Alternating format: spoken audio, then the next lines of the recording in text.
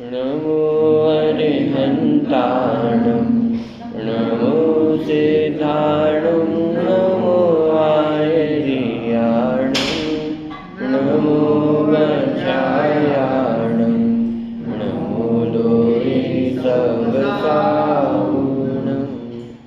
मङ्गलं भगवान् वीरो मङ्गलं गौतमो गणि मङ्गलं कुन्दकुलाद्यो जैनधर्मोऽस्तु सर्वमङ्गलमाङ्गल्यं सर्वकल्याणकारकं प्रधानं सर्वधर्माणां जैनं जयतु शासनम्।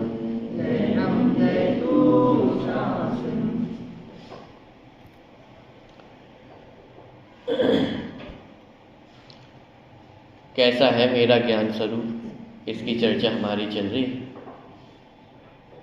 ज्ञान ही साध्य है, ज्ञान ही साधना है, ज्ञान ही आराधना है, ज्ञान ही आराध्य है। बहुत सुंदर विशेषण माने बहुत सुंदर विषय।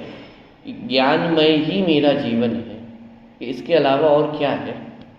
आत्मा की पहचान किससे होती है? ज्ञान से ही होती है। ज्ञान से ही साधना है और ज्ञान से ही किसको जानना है? ज्ञान को ही जानना है। माने जो कुछ भी है ज्ञान ही तो है। चलिए, दो छंदों की चर्चा अपनी हुई। कल दूसरे छंद की चर्चा अपन ने देखी थी कि क्या करना है,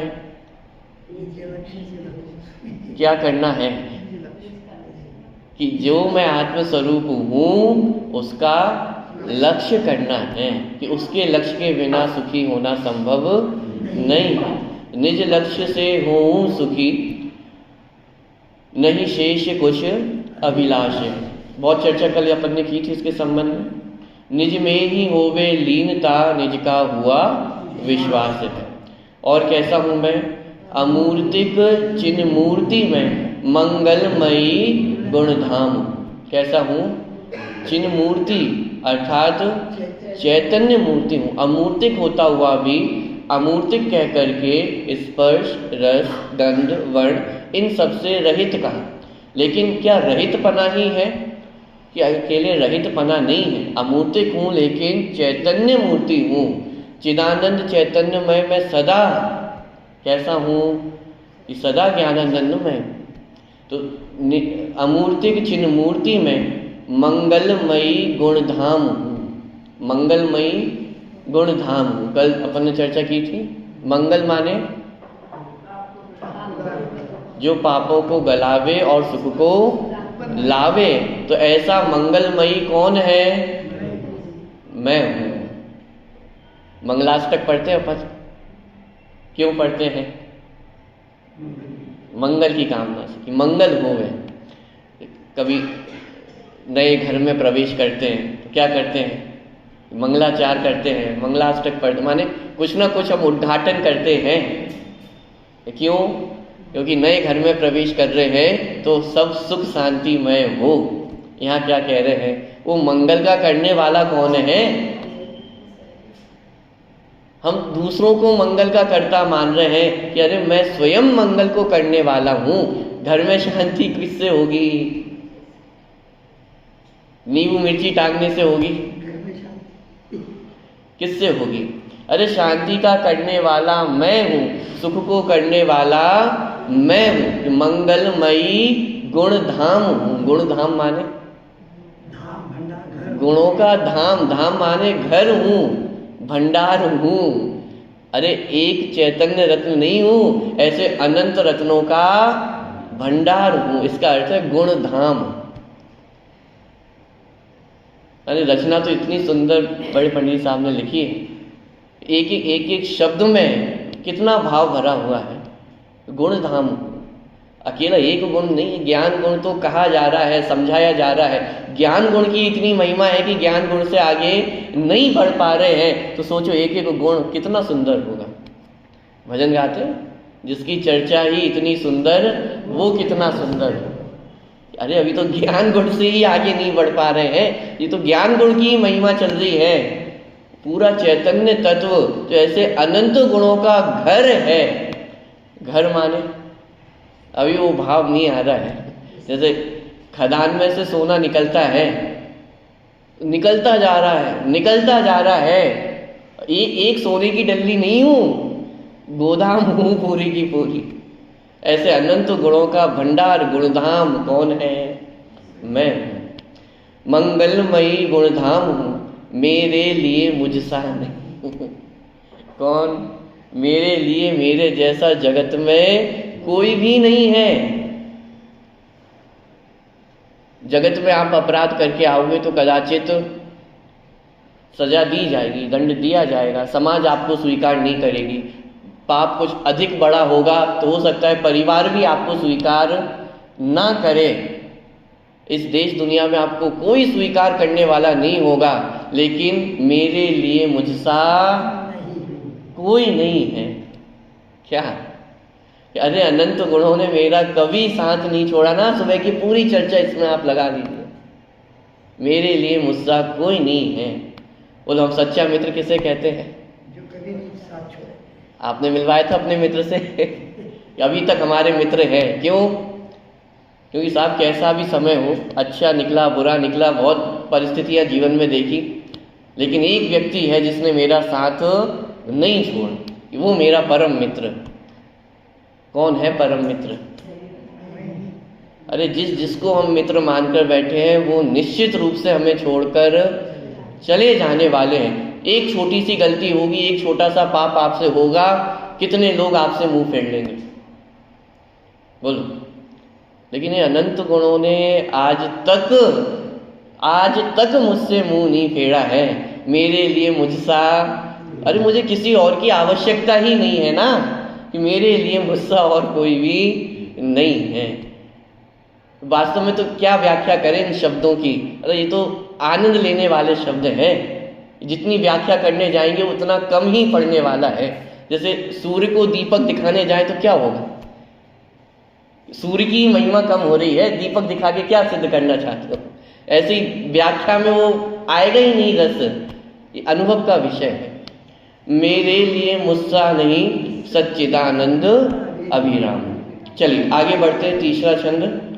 स्वाधीन शाश्वत मुक्त अक्रिय अनंत वैभवान हूँ, प्रत्यक्ष अंतर में दिखे मैं ही स्वयं भगवान हूँ। क्या कह रहे हैं? मैं ही स्वयं। कौन है भगवान? किसमें स्थापना कर रहे हैं भगवान की? मैं ही स्वयं भगवान हूँ। और वो भगवान कैसा है? स्वाधीन शाश्वत मुक्त अक्रिय अनंत वैभववान। अभी पूरी सुबह की जो चर्चा चल रही है ना उत्पाद वय ध्रुव की, अब वो इसमें आकारकारी होगी आपको एक एक विशेषण में। स्वाधीन, तीन चीजें हैं, उत्पाद वय ध्रुव। उत्पाद व्यय को देखेंगे तो पराधीनता दिखाई देगी, उत्पाद व्यय को देखेंगे तो क्षणिकता दिखाई देगी। एक एक विशेषण आप देखते जाइए। स्वाधीन, शाश्वत, मुक्त। उत्पाद व्यय को देखेंगे तो बंधन दिखाई देगा, 8 कर्मों का बंधन, शरीर का बंधन, आप लगाते जाइए। अक्रिय, उत्पाद व्यय को देखेंगे तो क्रिया दिखाई देगी, और ध्रुव स्वभाव को देखेंगे तो अक्रिय तत्व। बोलिए। उत्पाद व्यय द्रव्य, उत्पाद व्यय जहाँ दिख रहा है वहाँ पूरा पूरा परिणमन कहाँ पे दिखाई दे रहा है? पराधीनता कहाँ पे दिखाई दे रही है? उत्पाद व्यय में। लेकिन उसी पराधीनता के बीच में एक ऐसा तत्व है जो पूर्ण स्वाधीन है, जो किसी के भी अधीन नहीं है, वो ध्रुव स्वभाव मैं। कैसा हूँ मैं? स्वाधीन हूँ। स्वाधीन माने किसी के पराधीन नहीं हूँ। आज़ादी के समय नारा चला था, स्वतंत्रता मेरा जन्म सिद्ध अधिकार है। यहाँ कह रहे हैं स्वतंत्रता मेरा अनादि सिद्ध अधिकार। क्या? अरे जन्म सिद्ध नहीं, अनादि सिद्ध है। शुरुआत हुई है क्या? जन्म हुआ है क्या मेरा? ये स्वतंत्रता मेरा अनादि सिद्ध अधिकार है। स्वाधीन स्वभाव कब से है? अनादि काल से। और ऐसा स्वाधीन स्वरूप है जिसको आज तक कोई पराधीन नहीं कर सका। ना शरीर के पराधीन हुआ, ना कर्मों के पराधीन हुआ, अन्य जगत के पराधीन होना तो बहुत दूर की बात है। स्वाधीन शाश्वत, कैसा हूं मैं? शाश्वत तत्व हूं, क्षणिक नहीं, मिटने वाली मेरी सत्ता नहीं। अब देखिए, जो जो मिट जाता है वो मैं नहीं। क्रोध आया, आया चला गया, यही इस बात की निशानी है कि वो क्रोध मैं नहीं हूं। मान हुआ चला गया, माया हुई चली गई, लोभ हुआ चला गया। अरे 7 व्यसन हुए, अंजन से निरंजन हो गया ना। एक मिनट पहले तक चोरी करके भाग रहा था और अगले ही क्षण कैसे हो गया? क्योंकि जो 7 व्यसनों का स्वांग दिख रहा है समय सारणी में, पूरी जो टीका लिखी वो कैसे लिखी? नाटक के रूप में लिखी कि अब आश्रम का स्वांग प्रवेश करता है, कर्ता कर्म का स्वांग प्रवेश करता है। ये ऊपर जो कुछ भी आपको दिखाई दे रहा है स्वांग ही तो है, आश्रम का स्वांग ही तो चल रहा है। जो क्रोध मान माया लोभ दिख रहे हैं, 7 व्यसन दिख रहे हैं, 5 पाप दिख रहे हैं, क्या है? स्वांग है, वेश पहना हुआ है, लेकिन उस वेश के अंदर झांक करके देखोगे तो कौन दिखेगा? तो एक चैतन्य तत्व ही दिखने वाला है। अब इसी को आप कहो कि नव ज्योति में छुपा हुआ एक चैतन्य तत्व, नव तत्वों में छुपी हुई ज्योति, नाम कुछ भी दो, लेकिन वो चैतन्य तत्व तो वैसा का वैसा ही है। कैसा हूं मैं? शाश्वत हूं। जो विनाश को प्राप्त हो जाए इसका मतलब वो मैं नहीं हूं। जो आए और चला जाए कि वो मैं नहीं हूं। साहब दिखते तो है ना क्रोध, ये विकार दिखते तो है ना कि अरे क्रोध आता है चले जाता है, यही इस बात का प्रमाण है कि ये मैं नहीं हूं। अब दिक्कत यह है कि जितनी देर के लिए वो होता है उसमें हम एकत्व कर बैठते हैं। जैसे गाय और बंदर में क्या अंतर होता है? गाय के सामने आप केला डालो, क्या करेगी गाय? ऐसा कैसे ही खा जाएगी। और बंदर क्या करेगा? छील के खाएगा।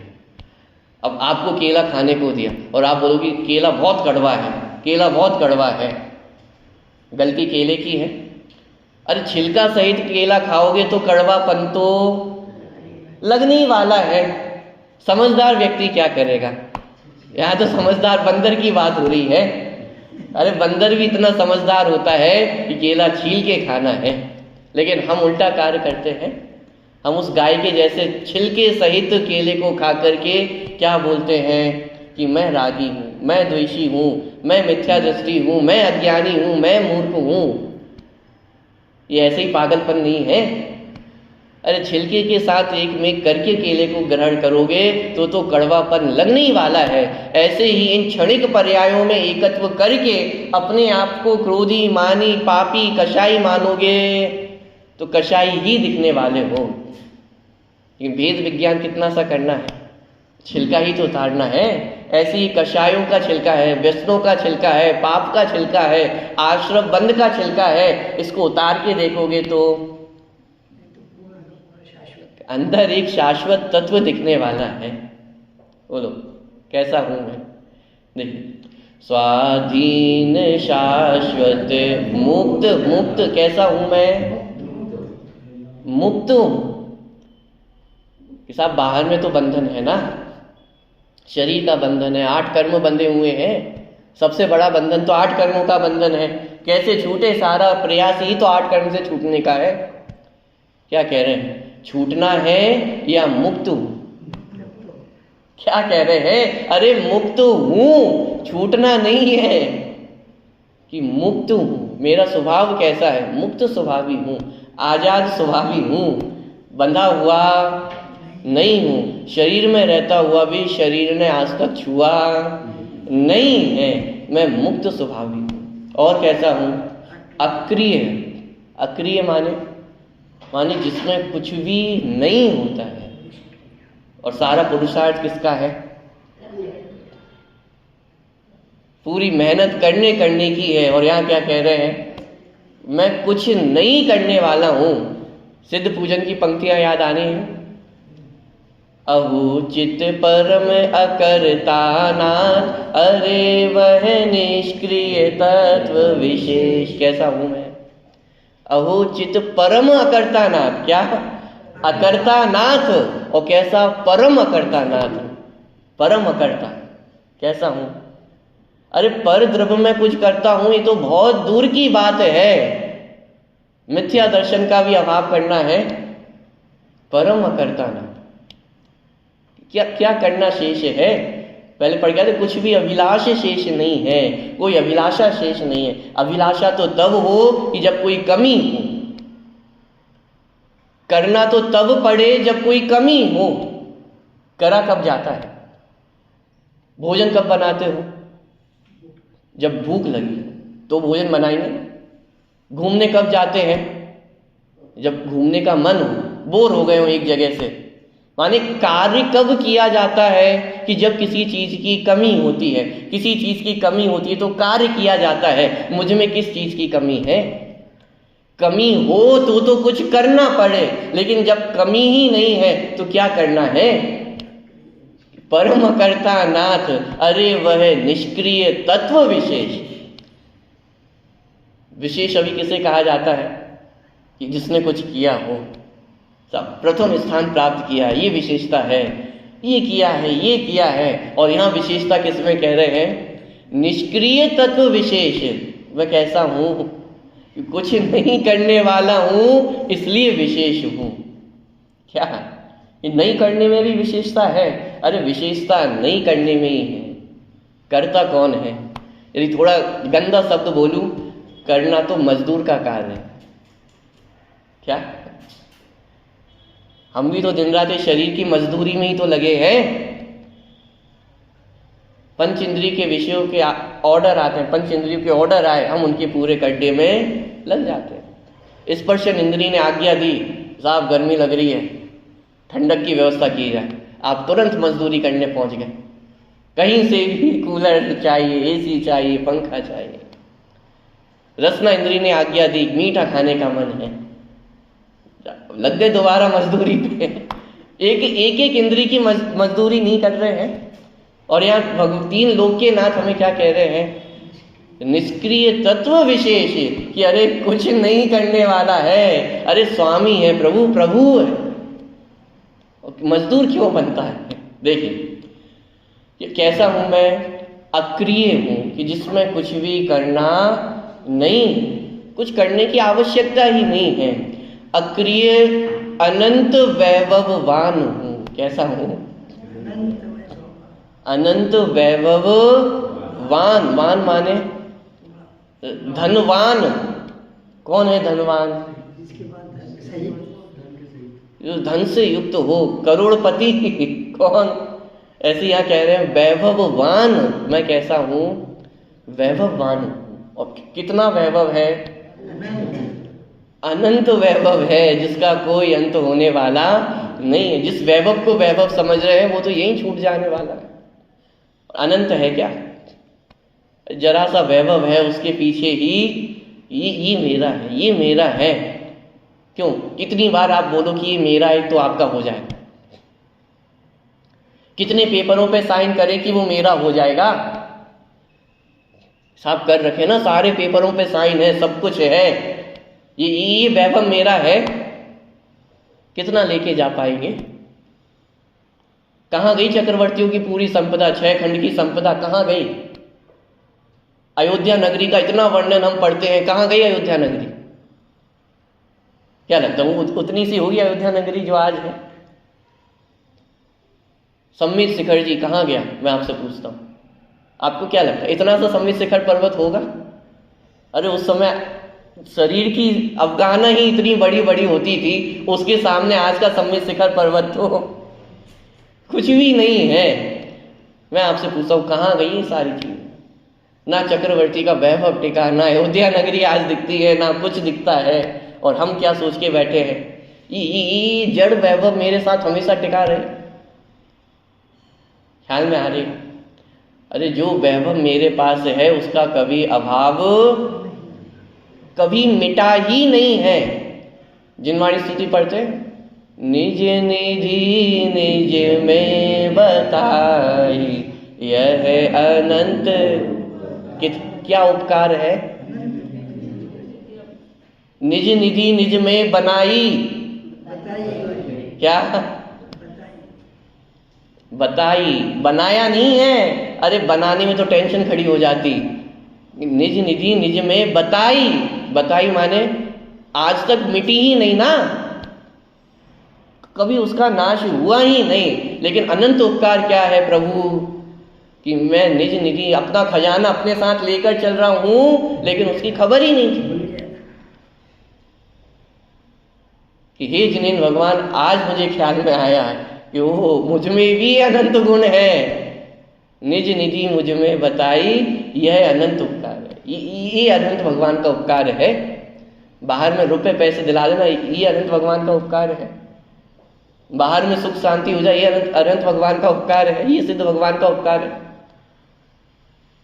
जैसे बाहर में प्रथा चलती है ना प्रसाद की, आप पूजन करो तो क्या मिलता है बदले में? प्रसाद मिलता है। अपने मंदिरों में सब बाहर अच्छी व्यवस्था है, कम से कम पूजन करो तो लड्डू तो मिल ही जाता है आखिरी में, यहाँ तो कुछ भी नहीं मिलता है। अरे जिनेन्द्र भगवान ने कितना बड़ा प्रसाद दे दिया है, अनंत गुणों का भंडार मैं हूं, ये मुझे बता दिया है। इससे बड़ा और क्या प्रसाद चाहिए? वो लड्डू तो खाओगे खत्म हो जाएगा, लेकिन ये ऐसा प्रसाद है जिसका अनंत काल तक भोग करते रहेंगे तो भी कभी समाप्त होने वाला नहीं है। ये अनंत भगवान का उपकार है, ये सिद्ध भगवंतों का उपकार है, ये पंच परमेष्ठियों का उपकार है, ये जिनवाणी का उपकार है। अब ये उपकार हुआ है तो अनंत भगवान की महिमा क्यों ना है, सिद्ध भगवान के प्रति भक्ति क्यों ना उमड़े? अरे जिसको अपना स्वरूप ख्याल में आता है उसको अनंत भगवान के प्रति भक्ति ना आए, ऐसा होता ही नहीं है। बोलो सच्ची भक्ति किसको है? आपको पता है श्रावकों के लिए नियम है कि उन्हें जिनेन्द्र भगवान के दर्शन करने हैं तो करने, माने नित्य देव दर्शन, ये श्रावकों का नियम है। लेकिन मुनिराजों को नित्य देव दर्शन का नियम नहीं है। क्यों? तो फिर श्रावक ज्यादा अच्छे हैं कि मुनिराज? देखो हम तो नित्य देव दर्शन करते हैं, कौन ज्यादा अच्छा है? क्यों? कि अरे जिन जो साक्षात अनंत भगवान का मार्ग है वो उस मार्ग पे चल रहे हैं ना। एक शिक्षक किससे खुश होगा? एक विद्यार्थी जो रोज अपने शिक्षक के आकर के पैर पड़ता है, बिल्कुल पूजन आरती उठाता है, सब कर रहा है। और एक विद्यार्थी ऐसा है जो शिक्षक के द्वारा पढ़ाया गया है, उसको पढ़ करके कक्षा में प्रथम स्थान प्राप्त करता है। बोलो शिक्षक किससे प्रसन्न होगा? सच्चा शिक्षक कि जो विद्यार्थी भले ही दिन में एक बार भी पैर नहीं छू रहा है लेकिन उनके बताए मार्ग पर आगे बढ़ रहा है, तो सच्चा विद्यार्थी कौन है? ऐसे ही जिनेन्द्र भगवान के सच्चे विद्यार्थी कौन है? आप दर्शन करने नहीं गए, अरे आत्मा का दर्शन कर रहे हैं। जिनेन्द्र भगवान का आदेश ही ये था कि निज दर्शन कर, जिन दर्शन कर निज दर्शन पा, कि अपने आत्मा के दर्शन पा लिए ना। बोल बात ख्याल में आए। अनंत वैभववान हूं, कैसा हूं? अनंत वैभववान हूं। देखा जब अपने अंतर में कुछ और नहीं भगवान हूं। कौन हूं मैं? अगली पंक्ति वही आने वाली है। अरे कौन हूं मैं? अपने अंतर में झांक करके तो देख, अनंत गुणों का भंडार हूं। देखिए अगली पंक्ति बिल्कुल हुबहू वही पंक्तियां हैं। प्रत्यक्ष अंतर में दिखे मैं ही स्वयं भगवान हूं। कैसा दिखता है? धुंधला धुंधला दिखता है, ये नहीं कहा। थोड़ा थोड़ा दिखता है, ये नहीं कहा। उजला उजला दिखता है, ये नहीं कहा। क्या कहा? प्रत्यक्ष अंतर में दिखे। प्रत्यक्ष माने जैसे केवल ज्ञान के लिए उदाहरण दिया जाता है कि जिन्हें भगवान कैसे जानते हैं कि हाथ पे नींबू जैसे रखा हो, आंवला रखा हो, ऐसे बिल्कुल प्रत्यक्ष 3 लोग को जानते हैं। ऐसे ही अपना भगवान आत्मा कैसा जानने में आता है? प्रत्यक्ष अंतर में दिखे। क्या दिखे? मैं ही स्वयं भगवान हूँ। कौन भगवान है? आप सोचो तो किसकी स्थापना की जा रही है? जैसे मूर्ति होती है, वेदी प्रतिष्ठा पंच कल्याण के माध्यम से उसमें भगवान पने की स्थापना कर दी, तो अब ये मूर्ति है कि आदिनाथ भगवान है? मूर्ति नहीं है। कौन है? आदिनाथ भगवान है। कैसा व्यवहार किया जाएगा? मूर्ति जैसा? साक्षात भगवान है। कौन? आदिनाथ भगवान है। ऐसे ही मैं स्वयं भगवान हूँ। मुझ में भी किसकी स्थापना की जा रही है? मैं भी कौन हूँ? मैं भगवान। जैसे मूर्ति में जब अपन ने स्थापना कर दी तो उसके प्रति कर्तव्य बढ़ गया कि नहीं बढ़ गया? कि जैसे साक्षात आदिनाथ भगवान समस्त शरण में विराजमान होंगे, वैसी ही भक्ति आज जिस मूर्ति में अपन ने आदिनाथ भगवान की स्थापना की है, उस मूर्ति के सामने भी वही विनय भक्ति, विनय वही भाव, वही कर्तव्य। कोई अंतर शेष रहा है? कि ऐसे ही स्वयं में भी भगवान की स्थापना की है। अरे अपने हमें भी किसके साथ ला करके खड़ा कर दिया है? आदिनाथ भगवान के साथ ला करके खड़ा कर दिया है। विचार तो करके देखो, मैं स्वयं भगवान हूं। सिद्धत्व की स्थापना की है मुझमें।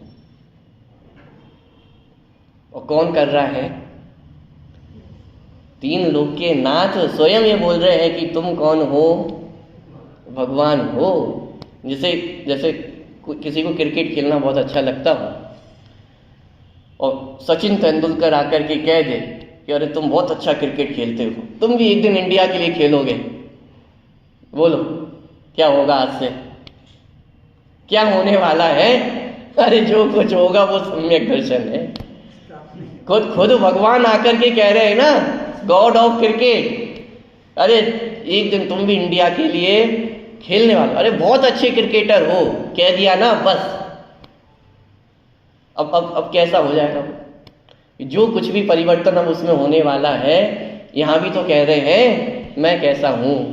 मैं स्वयं भगवान हूँ। मैं भगवान हूँ। जब भगवान की स्थापना मुझ में कर दी है,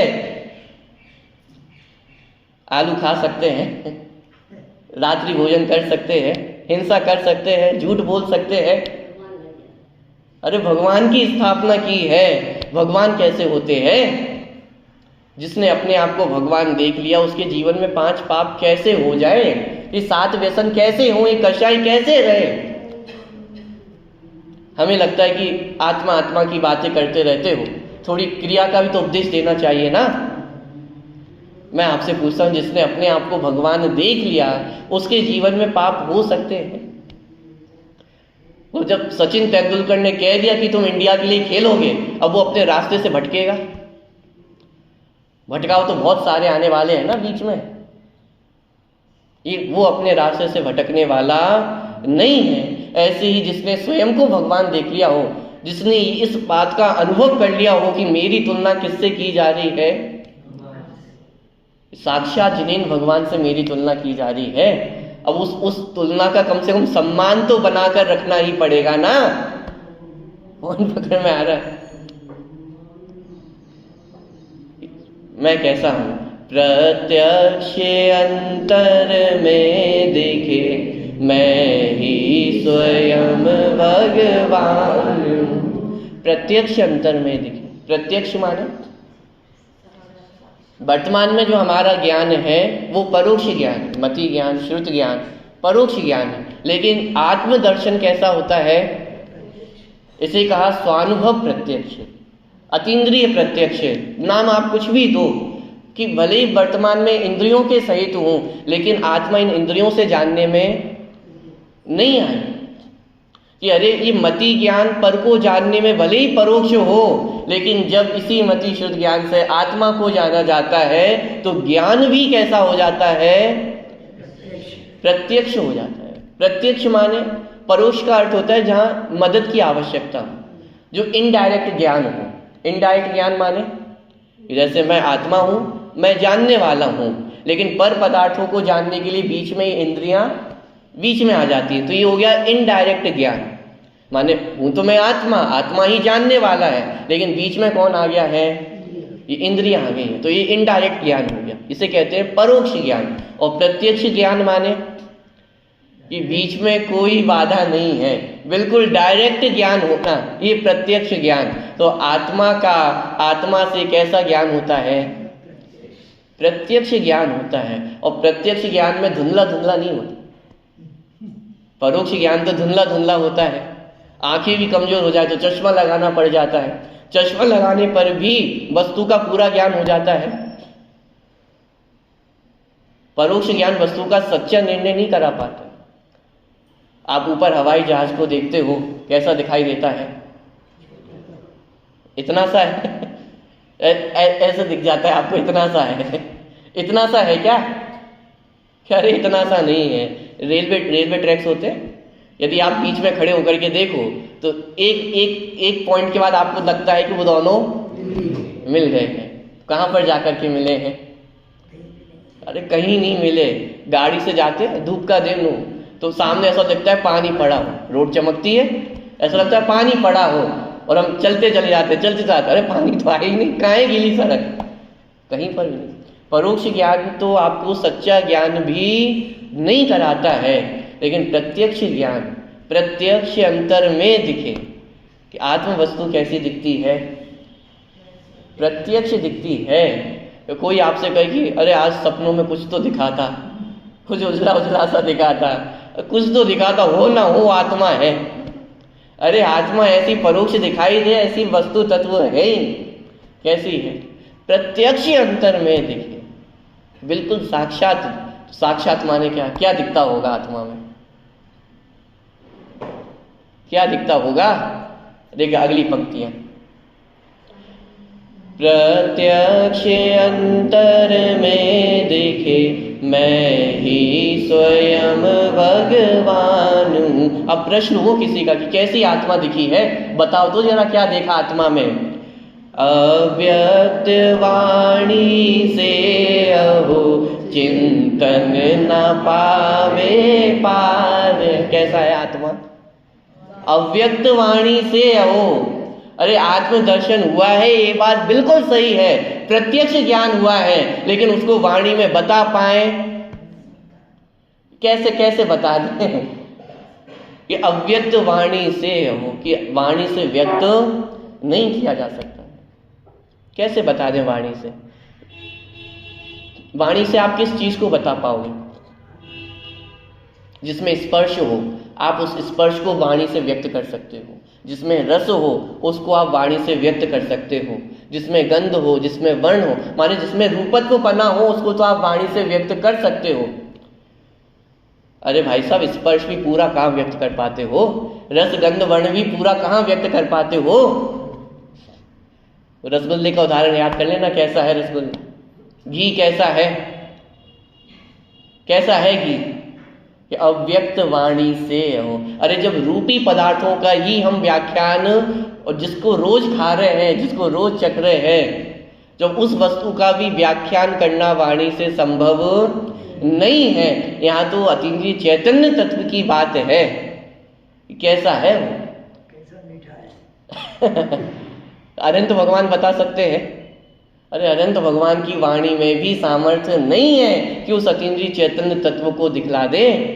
अव्यक्त वाणी से अहो, अव्यक्त वाणी से अहो चिंतन न पावे पार। चिंतन न पावे पार है, ये आत्म वस्तु चिंतन से प्राप्त होने वाली नहीं। कितना चिंतन किया जाए कि आत्मा प्राप्त हो जाए, कि अरे चिंतन से प्राप्त होने वाली वस्तु नहीं है। ये वो वस्तु है जिसमें मैं आत्मा हूं, इस विकल्प की भी गुंजाइश है। जैसे लोहे का पिंड है, अब लोहे के पिंड में अपन कुछ डालना चाहे तो डाला जा सकता है, कोई गुंजाइश ही नहीं है ना, वो अपने आप में परिपूर्ण है, भरा हुआ है, कि उसमें मैं आत्मा हूं, कि मैं आत्मा हूं, ये विकल्प भी उस आत्मा में प्रवेश नहीं करता। कि जब तक मैं आत्मा हूं ये चिंतन भी चलता रहेगा, तब तक आत्म स्वरूप की प्राप्ति होने वाली नहीं है। चिंतन ना पावे पार है। पॉइंट पकड़ में आ रहा है? क्या प्रेरणा दी जा रही है कि साहब बहुत मजा आ गया, आज स्वाध्याय में बहुत मजा आ गया, कि जो मजा आया है ये झूठ है, महाझूठ। क्यों साहब? पहले कभी इतना मजा नहीं आया, आज पहली बार इतना मजा आया है स्वाध्याय में। झूठ है। क्यों? क्या पंक्तियां याद करो। निज लक्ष्य से हो सुखी, ये वाणी के लक्ष्य से सुखी हो रहे हो, इसका मतलब ये सच्चा सुख नहीं है। फिर भटक गए। पॉइंट पकड़ में आ रहा है? यहां तक आते आते भी कहां पे अटक गए? साहब स्वाध्याय बहुत अच्छा हुआ, वाणी बहुत अच्छी है, ये अच्छा है। अटक गए प्रभु, अटक गए। निज लक्ष्य से हूं सुखी, पर लक्ष्य से सुख नहीं होता है। पॉइंट पकड़ में आ रहा है? अरे मैं आत्मा हूं, इस विकल्प से, इस चिंतन से भी सुख होने वाला नहीं, ये भी पर लक्ष्य हो गया। चिंतन से ना पावे पार। देखिए, अव्यक्त वाणी से अहो चिंतन न पावे पार है, स्वानुभव में सहज भासे भाव अपरंपार है। कैसा हूं? स्वानुभव में सहज भासे। क्या बोले और अधिक? स्वानुभव में सहज जानने में आता है। सहज का मतलब प्रयत्न नहीं करना पड़ता, जिसे जानने का भी प्रयत्न नहीं करना है। क्या ऊपर लिखा था? अक्रिय। अक्रिय माने जो कुछ नहीं करने वाला है। तो करना धरना जो बाहर में दिख रहा है वो तो करना है ही नहीं, लेकिन जानने का कार्य भी हो ही रहा है ना। आप क्या कर रहे हो? वो जानने के लिए क्या करते हो आप? भोजन बनाने के लिए तो फिर भी करना पड़ता है, व्यापार करने के लिए तो फिर भी करना पड़ता है, जानने के लिए क्या कर रहे हो? सहज भाषा कि आज तो मैं आत्मा को देख कर ही रहूंगा। बोलो, ये विकल्प से आपको आत्मा जानने में आ जाए। कैसा है आत्मा? सहज भाषा। उसके लिए कोई मेहनत, आपको मेहनत नहीं करनी है, पुरुषार्थ नहीं करना है। टोडर मणि ने तो स्पष्ट लिखा है, पुरुषार्थ से ही मोक्ष प्राप्ति। प्रकरण है पूरा। ये कैसे होगी मोक्ष की प्राप्ति? पुरुषार्थ से ही होगी ना। अरे पुरुषार्थ भी सहज है। पुरुषार्थ का मतलब ये नहीं समझ लेना कि कुछ करने धरने का नाम पुरुषार्थ है। पुरुषार्थ भी सहज, अपने आप को सहज ज्ञाता अनुभव करना, इसका ही नाम पुरुषार्थ है। तो सबसे बड़ा पुरुषार्थ है। क्यों? सहज परिवर्तन हो रहा है, लेकिन उस सहज परिवर्तन के बीच में हम अपने आप को करता अनुभव रहे हैं ना। यही तो अज्ञान है, इसी का नाम संसार है। लेकिन आत्मा कैसा दिखता है कि पूरी दुनिया को जान रहे हैं। सच बताइएगा, पूरी दुनिया को जान रहे हैं या अपने आप को जान रहे हैं? अरे पूरी दुनिया जानने में आ रही है ये अलग बात है, लेकिन पूरी दुनिया को जानने वाला कौन है? कि वो मैं हूं, वो तो सबसे पहले जानने में आ रहा है ना। उसको जानने के लिए क्या करना पड़ रहा है?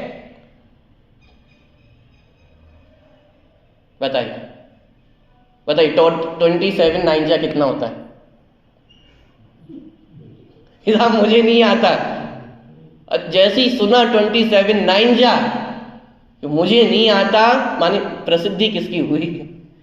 मेरी हुई ना। कि मैं तो जानने में आ रहा हूं ना।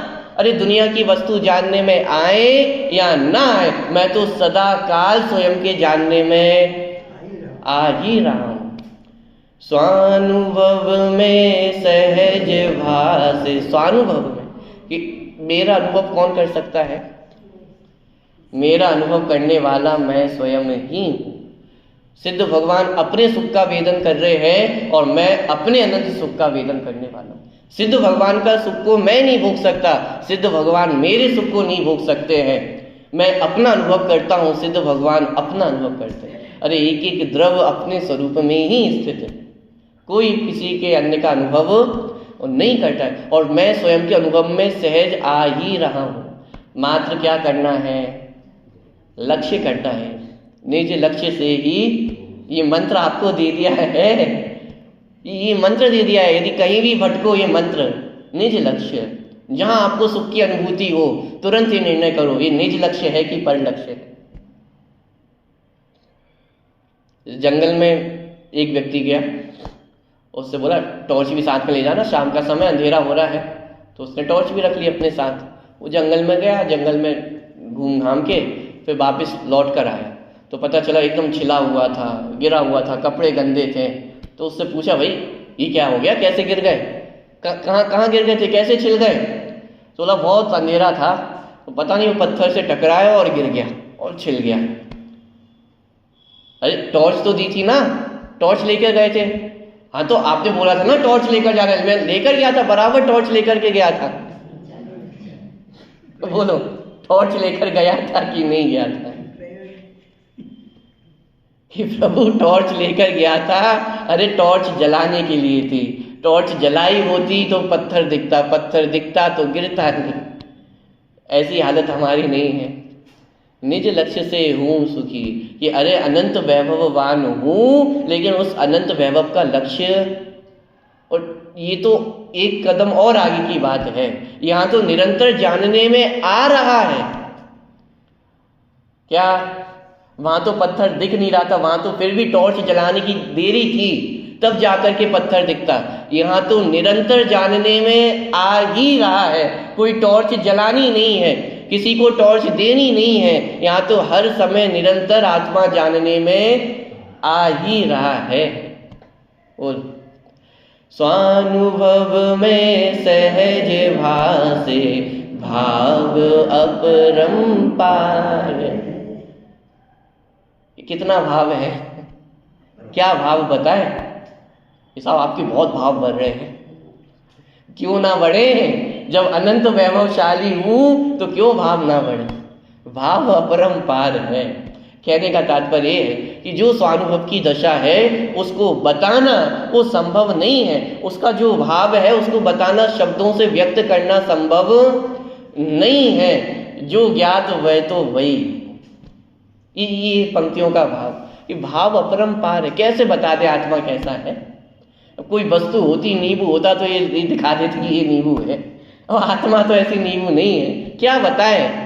भाव अपरंपार है कि स्वयं उस आत्मा का अनुभव करो तो स्वयं को ज्ञात होगा कि वो आत्मा कैसा है। कि मुनिराज किस आनंद का अनुभव करते हैं, क्यों इतने उपसर्गों के बीच में भी कैसे कैसे सहन कर लेते हैं। भाव अपरंपार है। 5 पांडव कैसे उपसर्ग सहन कर लिया, भाव अपरंपार है। अकंपना 4 आदि 700 मुनिराज कैसे उपसर्ग सहन कर लिया, भाव अपरंपार है। आप लगाते जाओ, बात पकड़ में आ रही है कि ऐसा मैं ज्ञान रूपी स्वरूपी, वो ज्ञान स्वरूप मेरा है, और ऐसे ज्ञान स्वरूप का लक्ष्य करके हम भी उस स्वानुभव की दशा को प्राप्त हों, इसी मंगल भावना से अभी की बात को पूरी